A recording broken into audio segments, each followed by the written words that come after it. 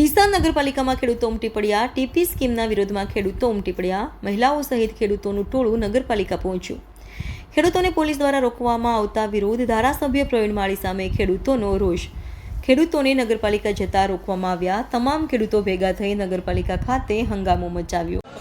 એટલે અમારે એ તકલીફ છે, જ્યારે ખેતર લીધા ને તારે એક પૈસાના મજૂરી કરીને મારા બાપે નીરે રાખ્યા છે। તો ફ્રી પર ફોકટમાં હાલ્યા નથી। કોઈ પરવીન માળીનો બાપે કે એના દાદોએ મને કોઈ હાલવા આવ્યા નથી, સમજ્યા? એટલે અમે કાળી મજૂર કરીને રાખ્યું છે। એટલે એક વીઘો ખેતર છે, એમાં એ લોકો ભાગ પાડી અને એમાંથી લેવાના તૈયારી કરી રહ્યા છે, બરોબર? એનું ખેતર ફેર પોચ ગાઉ દૂર છે અને અમારા ખેતરમાં શુક્રાને રસ્તો કાઢ્યો। તેલ નંબરથી એને ગોતી લે, પછી બીજો નંબર ગોતે, ત્રીસરા નંબરે શુક્ર અમારા માથે પડે છે।